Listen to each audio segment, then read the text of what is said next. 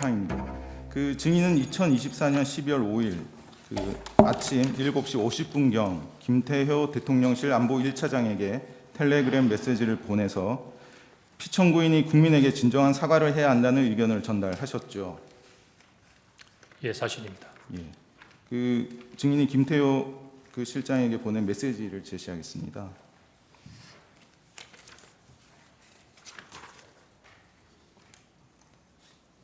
이 메시지가 증인이 보낸 메시지 맞습니까? 맞습니다. 예. 그 증인이 이 메시지를 김태효 차장에게 보낸 이유는 무엇인가요? 12월 3일 날 물론 특별한 부분에 지시도 하지 않고 내려갔지만 곧 계엄이 해제되고 계엄군이 철수했습니다. 그래서 12월 4일 날 하루가 지냈는데 대부분의 사람들은 아무 일도 일어나지 않은 것처럼 행동들을 하시더라고요. 근데 저는 두 가지가 보였습니다. 정확히 따지면 두 가지 걱정스러웠습니다. 제가 보기에는 군이 이미 철수된 부분이지만 저는 군이 안정화되지 않았다고 판단했습니다. 따라서 이렇게 군이 안정화가 안 된 상태에서 향후에 어떤 일이 일어날 수도 있을까라는 부분에 있어서 다소의 우려를 가지고 있었고요. 두 번째는 지금 일어나는 이러한 일이 일어날지도 모르겠다라고 하는 큰 불안감이 있었습니다. 왜냐하면 그날 밤 여의도 국회에서 일어나는 일들을 몇몇 사람들만이 아는 게 아니라 방송을 통해서 전 국민이 마치 드라마나 영화를 보듯이 지켜봤기 때문에 마치 계엄군이 철수를 하고 계엄이 해제된 것이 모든 것이 다 일어나지 않은 것처럼 돌아올 수는 없겠다라는 생각이 들어서 이런 상황에서 뭔가 빨리 문제를 해결하지 않으면 이게 좀 더 큰 위기로 다가오겠다는 생각이 들어서 사실은 대통령님을 도와드리고 싶었습니다. 예, 알겠습니다. 당시로서는 이렇게 하는 것이 최선이라고 생각했고 지금 생각해도 만약에 제가 말씀드렸던 것처럼 대통령께서 진심으로 국민들께 사과하시고 당시에 지금 말씀하시고 계신 여러 가지 마음의 심경을 말씀하셨다면 국민들이 훨씬 더 이 대통령님을 이해하지 않으셨을까 하는 생각이 들고요. 다만 이 내용이 대통령님께 전달이 됐는지 안 됐는지 잘 모르겠습니다. 예, 알겠습니다. 이 메시지에 대한 김태효 차장의 답이 있었습니까? 없었습니다. 예. 그 증인은 12월 5일 오후 4시경 국정원장으로부터 대통령의 뜻이라며 경질 통보를 받았고 사직서를 쓰라는 요구에 응하셨죠. 그렇습니다. 초과해서 묻겠습니다. 증인은 사직서를 쓰라는 요구에 이제 순순히 응하신 것 같은데 비상계엄 당일 대통령의 지시를 따르지 않은 결과라고 생각해서 응했던 것인가요? 두 가지 정도가 있는데요. 제가 사실은 12월 4일 날 국정원장께서만 해외 출장이 계획돼 있던 게 아니고 저도 12월 4일 아침 9시에 김포공에서 출발하는 해외발 항공기를 타도록 해외 출장이 준비되어 있었습니다. 일반적인 부분에 있어서의 어떤 출장이 아니고 국정원의 공무이기 때문에 말씀드리기 어려운 부분이지만 굉장히 중요한 출장이 계획되어 있었습니다. 그런 상태에서 갑자기 12월 5일 날 시간이 없어서 좀 짧고 빠르게 말씀해 주시면 감사하겠습니다. 예. 예, 알겠습니다. 다음 질문 넘어가겠습니다.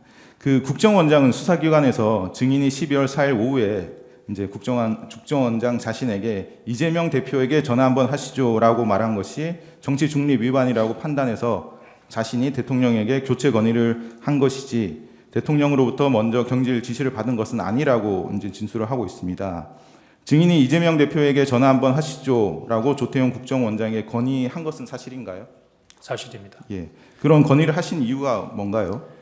사실은 국정원 원장님, 조태용 국정원장님께서 이 관련된 부분으로 저의 경질 이유로 삼고 특히 12월 6일 날 12시경에 기자회견까지 하셔서 제가 굉장히 큰 오해를 받고 있습니다. 마치 이재명 대표를 얘기했다고 해서 민주당하고 무슨 일이라도 있는 것처럼 그런 거 아니고요. 당시 조태용 원장님께서 먼저 굉장히 중요한 부분에 있어서 어려운 상황이 만들어졌으니 통상 일주일에 한 번이나 두 번 하던 정무직 회의를 매일 아침마다 9시에 티타임을 하면서 우리 국정원이 어떤 역할을 할 것인지에 대해서 서로 의견을 나눠보자라고 하면서 의견을 구하셨습니다. 특히 그 12월 4일 정도에 제가 언론을 보고 확인한 부분은 당시 야당 대표께서 비상계엄으로 군 병력을 동원한 것 때문에 도리어 북한의 군사 위협이 더 증대되고 있다라고 하는 불안감을 초래할 수 있는 말씀을 하셔서 제가 그러면 우리 원장님한테 이 말씀을 좀 드려야겠다. 도리어 그 한반도 안보나 북한의 군사 관련된 부분의 위협에서는 그래도 국정원이 가장 정통한 부분이니까 이런 부분들은 잘 관리가 돼 있으니까 그렇게 불안해하지 않으셔야 된다는 부분으로 조금 민심을 좀 안심시키고 야당이지만 야당의 어떤 그런 부분들을 좀 약간 좀 안심시킬 수 있는 부분에 있어서 소통의 통로가 있었으면 좋겠다라는 차원에서 원장님께 건의를 드렸던 겁니다. 아이디어 차원에서. 예, 알겠습니다. 다음입니다. 그 증인이 생각하는 증인의 경질 이유는 무엇이고 그렇게 생각하는 근거는 무엇입니까? 제가 단순하게 연결된 게 아니라 복잡한 과정이 있어 조금 길게 얘기할 수 있는 시간을 주어야 답변을 할 수 있을 것 같은데요. 예, 지금 말씀하시면 됩니다. 12월 5일 날 16시에 국정원장께서 직무실로 저를 부르셨습니다.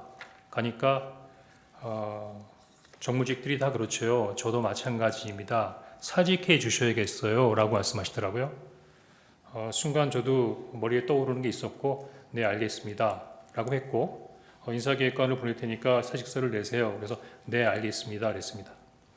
근데 그래도 마지막에 일어나기 전에 한번 짚고 넘어갈 필요가 있다고 생각해서 국정원장님께 이게 대통령의 뜻입니까? 라고 여쭤봤고 국정원장님께서는 네 아니오라고 말씀하진 않으셨지만 그럼 우리 인사를 누가 합니까? 라고 말씀하셨는데 그럼 결국은 정무직 인사를 누가 하냐 그런 부분은 대통령의 뜻이다 라고 해서 저는 그렇게 이해를 했습니다.